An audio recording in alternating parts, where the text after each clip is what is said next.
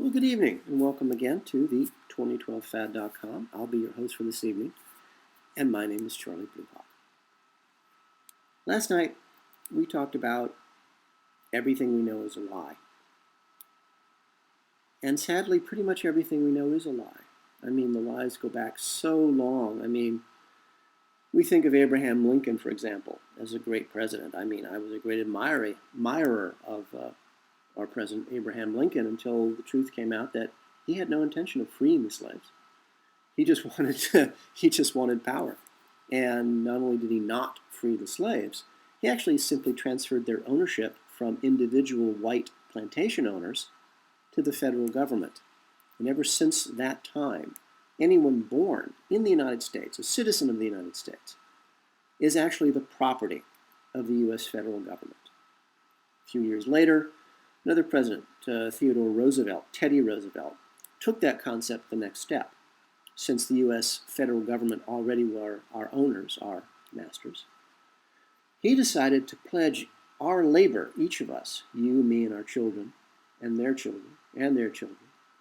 He pledged all of us, our bodies, our labor, as equity, security for the debts of the nation, which is why very soon our open borders, where foreigners can come in anytime they want in the United States, legal or otherwise, they'll still be able to come in. But you and I, who are the debt, the equity for the debt of the nation, we will not be able to leave, because right now China holds trillions of dollars of hedge fund debts, U.S. bond debts, and they're eventually going to want their money. Me, I've already declared my sovereignty. Unfortunately, the attorney who did this for me, a brilliant, very kind, very smart lady, her business was destroyed. She's right now on trial because she helped us, because she set us free. And of course, you can't have that. You cannot have the cattle being set free.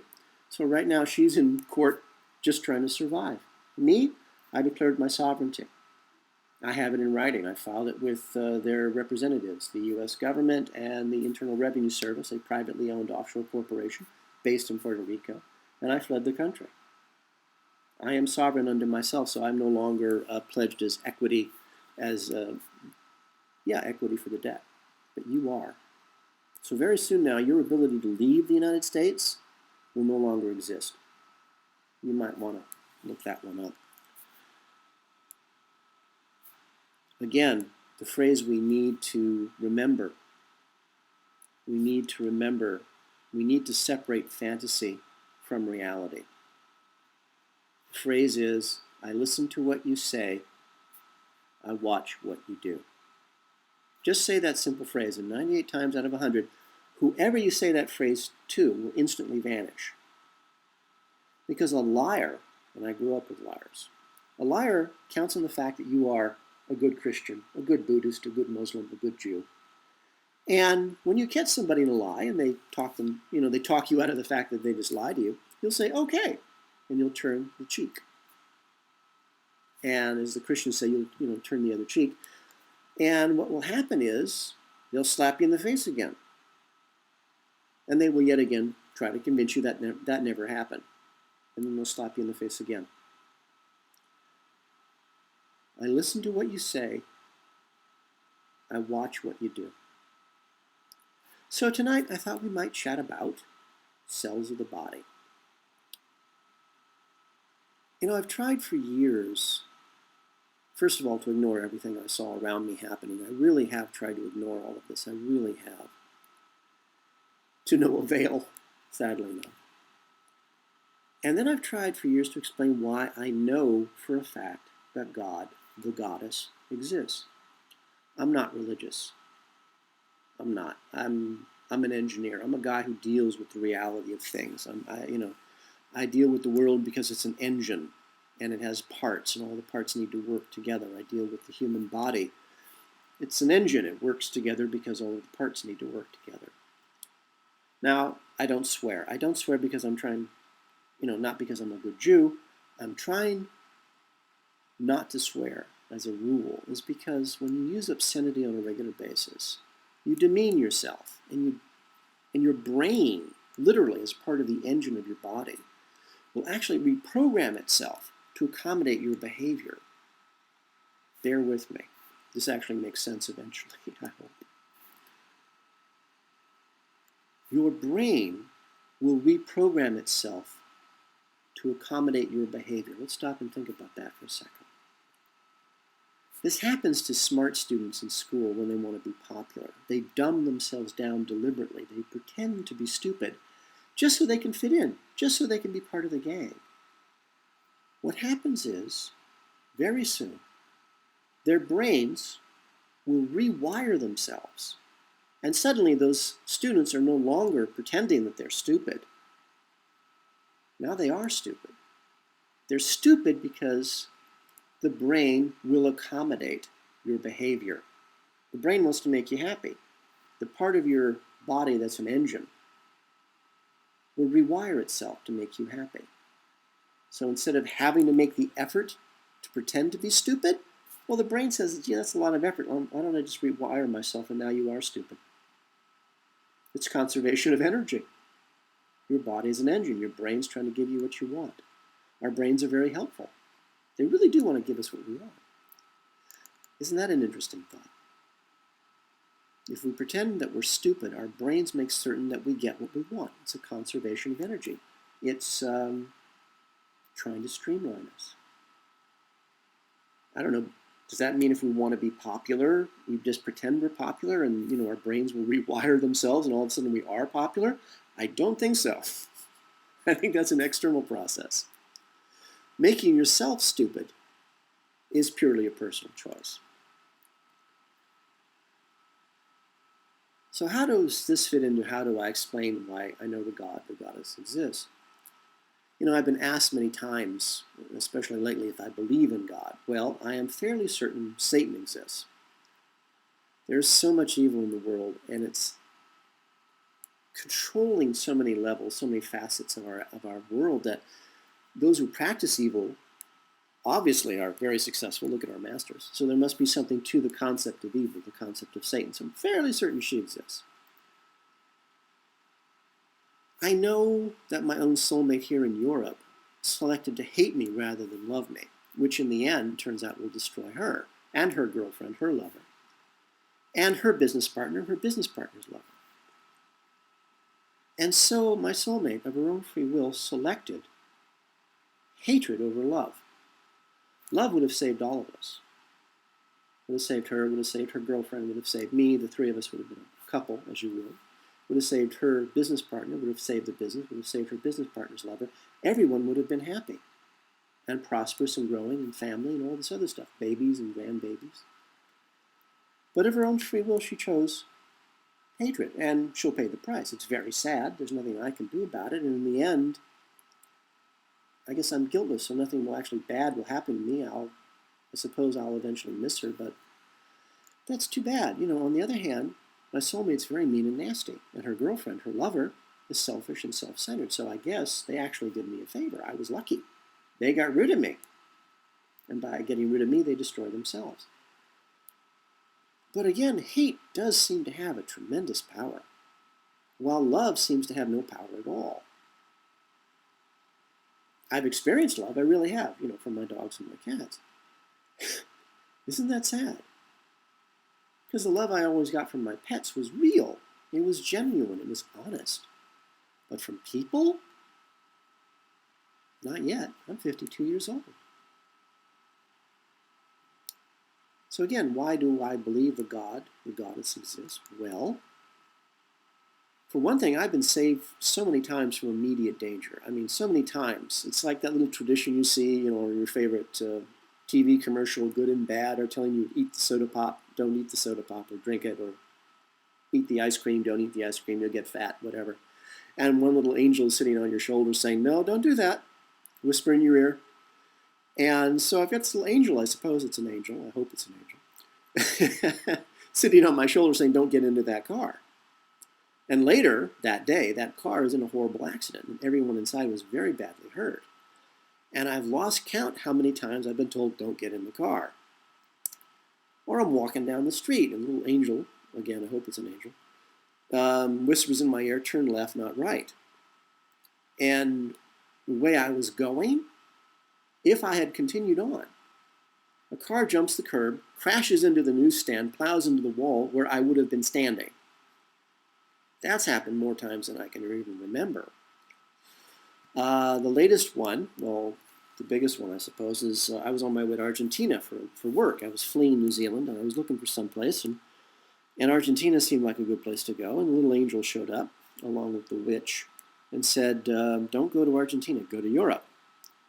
And the witch showed up and said, you'll meet the true loves of your life, and you'll have a real job. Well, parts of that were true.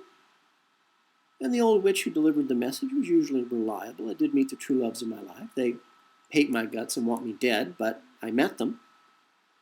And my entire career flipped end for end.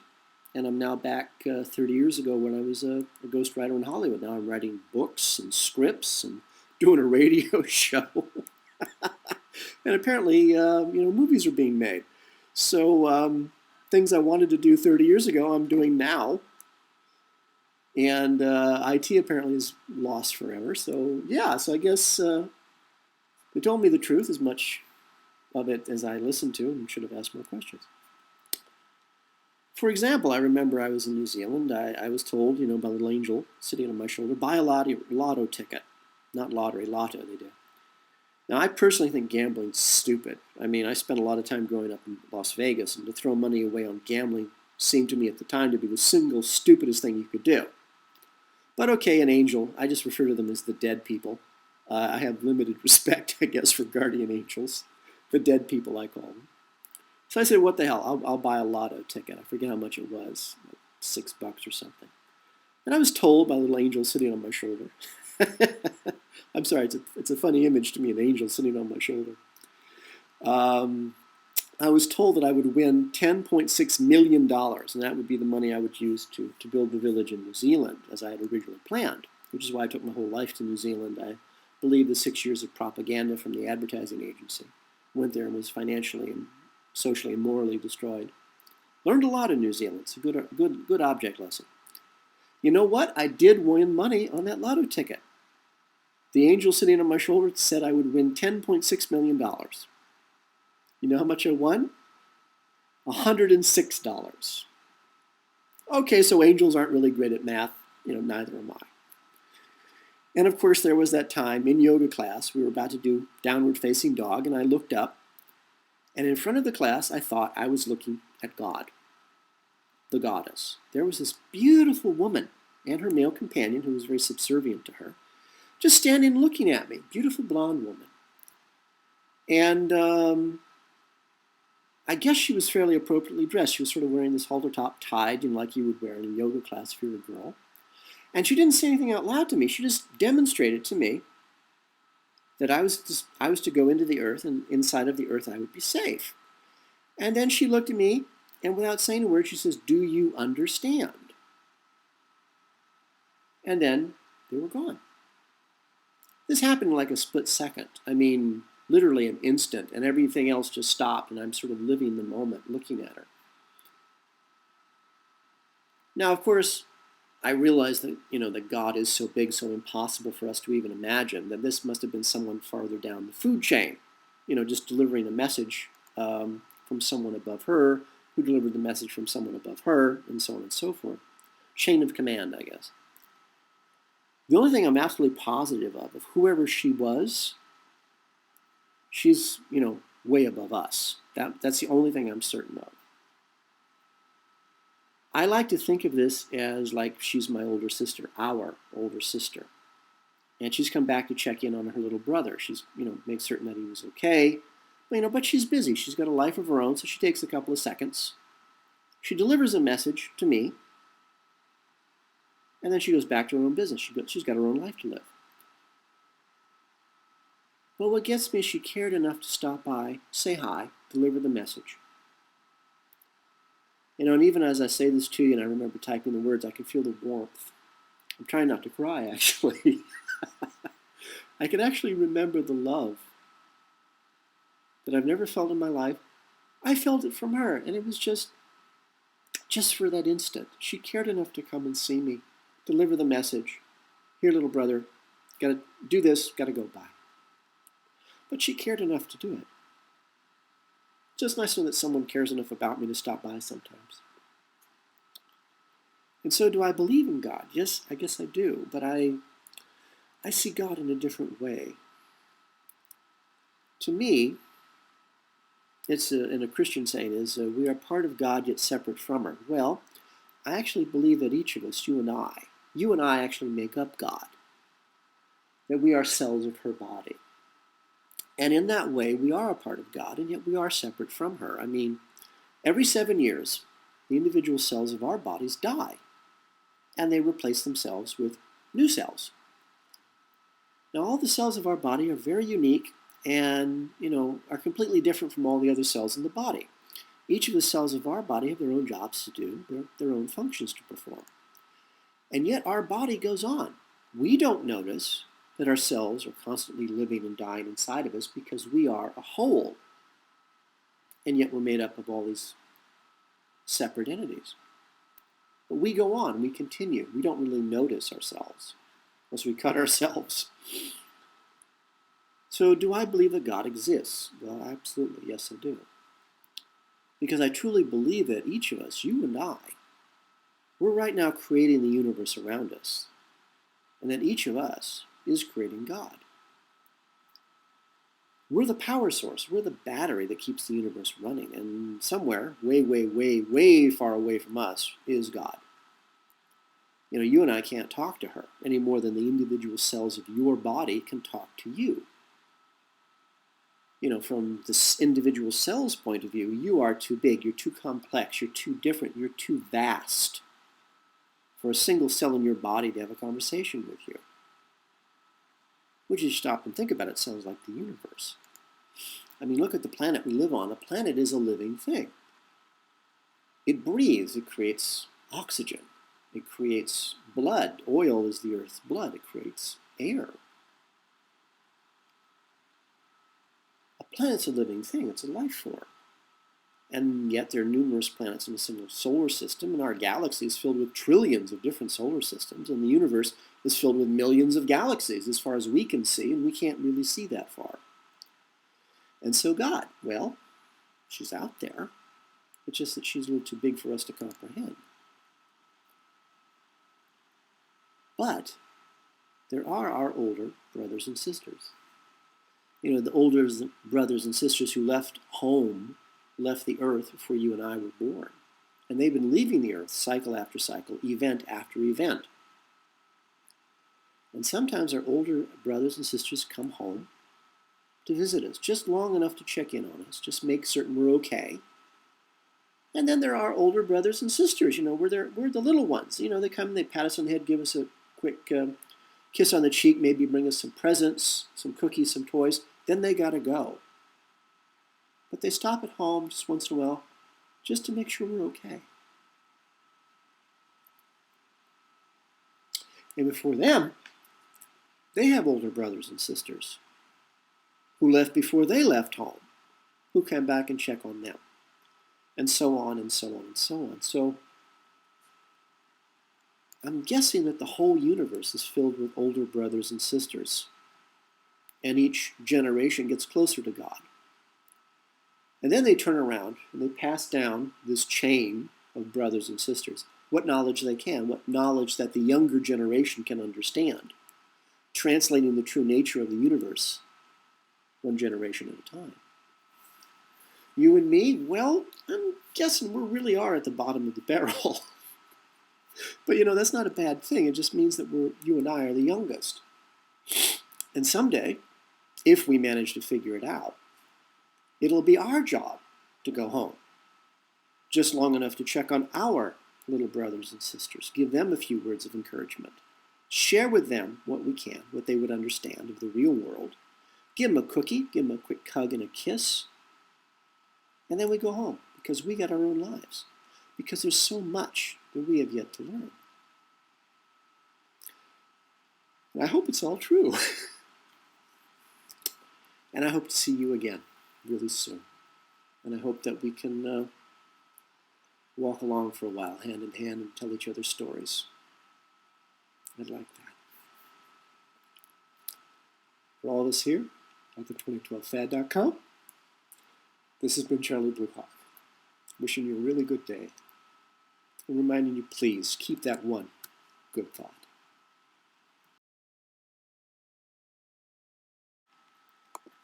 The 2012 Fad is brought to you by Coffee and Blood, Love Letters Between the Dead, a series of 5 erotica horror novels about a fallen angel finding his way back to regain his own soul, and how the CIA war against the human race. Their black magic captures and traps him in the body of a mind-controlled slave designed to hunt down and to kill their god, their Satan.